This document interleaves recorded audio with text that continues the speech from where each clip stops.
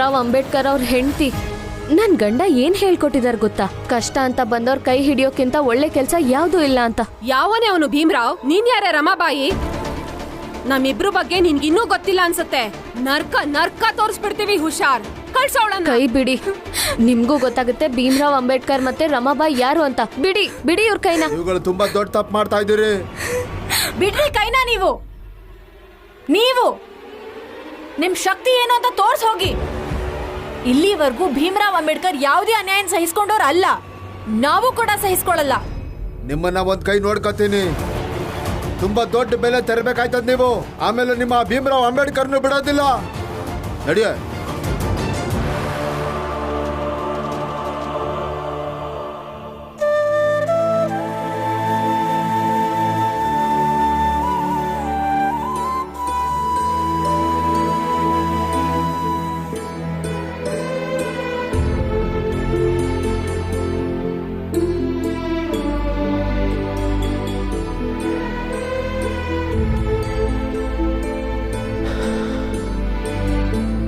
ಏನ್ ಮಾಡೋದೀಗ? ಹೇಗ್ ಓದೋದು? ಏನು ತೋಚ್ತಾನೆ ಇಲ್ಲ. ಕೇಲುಸ್ಕರ್ ಗುರುಗಳು ಕೂಡ ಸಮಾಜಶಾಸ್ತ್ರ ಪಾಠ ಮಾಡೋರು ಯಾರೂ ಗೊತ್ತಿಲ್ಲ ಅಂದ್ರು.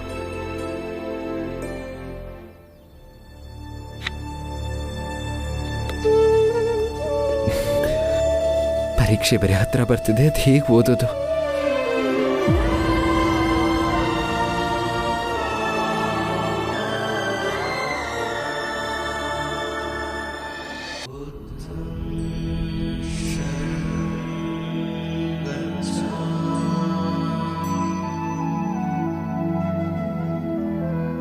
ಬುದ್ಧಂ ಶರಣಂ ಗಚ್ಚಾಮಿ, ಧಮ್ಮಂ ಶರಣಂ ಗಚ್ಚಾಮಿ, ಸಂಘಂ ಶರಣಂ ಗಚ್ಚಾಮಿ, ಬುದ್ಧಂ ಶರಣಂ ಗಚ್ಚಾಮಿ,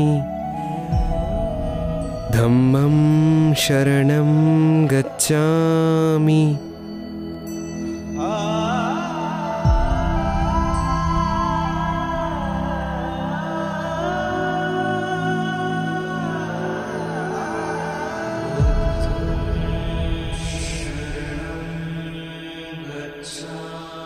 ನೀವು ಅಳ್ಬೇಡಿ, ದಯವಿಟ್ಟು ಸಮಾಧಾನ ಮಾಡ್ಕೊಳ್ಳಿ. ಅಕ್ಕ, ಇವ್ರನ್ನ ಮನೆಗೆ ಕರ್ಕೊಂಡು ಹೋಗೋಣ. ನಡೀರಿ, ಬನ್ನಿ.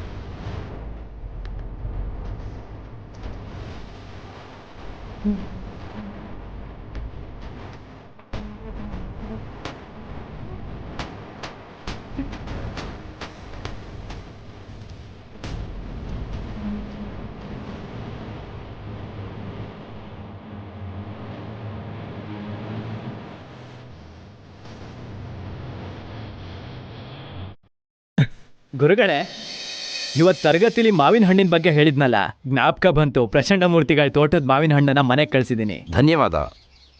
ಬದುಕಲ್ಲಿ ಸ್ವಲ್ಪ ನೆಮ್ಮದಿ ಅನ್ನೋದೀಗ ಗುರುಗಳು ಕೊಟ್ಟಿದ್ದಾರೆ. ಆ ಭೀಮ್ರಾವ್ನ ವಿದ್ಯೆಯಿಂದ ದೂರ ಇಟ್ಟಿದ್ದಾರೆ.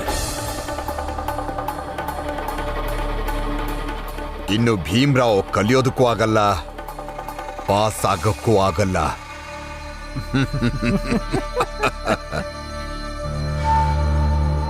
ಭೀಮಾ,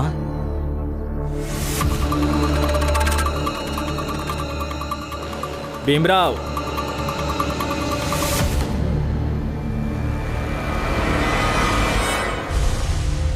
ವಿದ್ಯಾದಾನ ಮಾಡಿ ತಾವು ಸಮಾಜಶಾಸ್ತ್ರದಲ್ಲಿ ಪರಿಣಿತಿ ಹೊಂದಿದ್ರೆ ದಯವಿಟ್ಟು ಮಾಡ್ಬೇಕಂತೆ.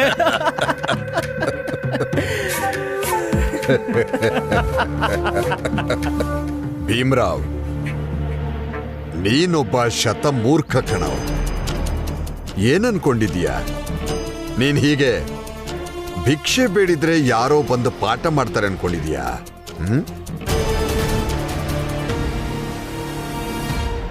ಭಿಕ್ಷೆ ಬೇಡಲೇಬೇಕಾಗಿದೆ ಪ್ರಚಂಡ ಮೂರ್ತಿಗಳೇ. ನಮ್ಮ ಹಕ್ಕನ್ನ ನೀವು ಕಿತ್ಕೊಂಡಿದ್ದೀರಲ್ಲ. ಕರ್ತವ್ಯ ಮಾಡಬೇಕಾಗಿರೋರೆ ಜಾತಿವಾದಿಯಾಗಿ ನಿಂತಿದ್ದಾರೆ. ನನಗಿದೊಂದೇ ದಾರಿ ಉಳಿದಿರೋದು. ನನಗನ್ಸುತ್ತೆ ವಿದ್ಯೆಗೋಸ್ಕರ ಭಿಕ್ಷೆ ಬೇಡೋದ್ರಲ್ಲಿ ತಪ್ಪಿಲ್ಲ ಅಂತ. ಕೋಟಿ ಸಂಪತ್ತಿದ್ರೂ ಅದು ವಿದ್ಯೆ ಮುಂದೆ ಬೆಲೆ ಕಳ್ಕೊಳ್ಳುತ್ತೆ. ಇದನ್ನೇ ಗುರುಗಳೇ ನಾನು ಅವತ್ತಿಂದ ಇವನಿಗೆ ಹೇಳ್ತಿರೋದು. ನಿಮ್ ಮುಂದೆ ದೀನನಾಗಿ ನಿಂತಿದ್ದ ಭೀಮ ಇವತ್ತು ನಿಮ್ಮನ್ನೇ ಹಂಗ್ಸೋ ಮಟ್ಟಕ್ಕೆ ನಿಂತ್ಕೊಂಡಿದ್ದಾನೆ. ಇದನ್ನೇ ನಾನು ಅವತ್ತಿಂದ ಹೇಳ್ತಿದ್ದಿದ್ದು ಗುರುಗಳೇ. ಆ ದಿನ ಇವತ್ತು ಬಂದಿದೆ ಗುರುಗಳೇ. ಪರಮ ಸ್ವಾರ್ಥಿ ನೀಚ ಕಣೋ ನೀನು ಭೀಮ್ರಾವ್. ಇಷ್ಟು ದಿನ ನಿಮ್ಮನ್ನ ಗುರುಗಳೇ ಅಂತ ಗೌರವ ಕೊಡ್ತಿದ್ದೋನು ಇವತ್ತು ರಸ್ತೆಲ್ ನಿಂತು ನಿಮಗೆ ಹಂಗಸ್ತಿದಾನಲ್ಲ ಗುರುಗಳೇ. ಹಾಗೆಲ್ಲ ಏನೂ ಇಲ್ಲ ಜೋಶಿಯವರೇ, ಇವೆಲ್ಲ ನಿಮ್ಮ ಕುತಂತ್ರಿ ಕಲೆ ಅಷ್ಟೆ. ಸತ್ಯನ ಹಂಗಸ್ತಿದ್ದಾನೆ ಅಂತ ಬದಲಾಯಿಸಿ ಗುರುಗಳ ತಲೆ ತುಂಬ್ತಿದ್ದೀರ. ನಾನು ಹೊರಡ್ತೀನಿ.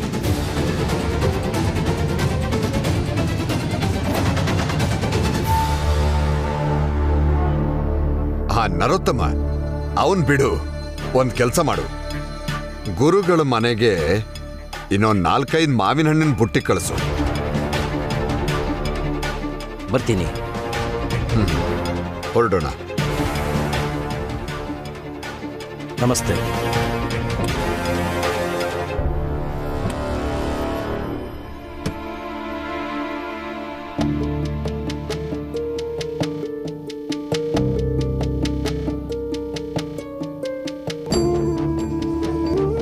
ಅದು ಪಾಪ ಇವ್ರ ಅತ್ತೆ ಮಾವ ತುಂಬಾ ಹಿಂಸೆ ಕೊಡ್ತಿದ್ರು, ಅದಕ್ಕೆ ಮನೆ ಕರ್ಕೊಂಡ್ ಬಂದೆ.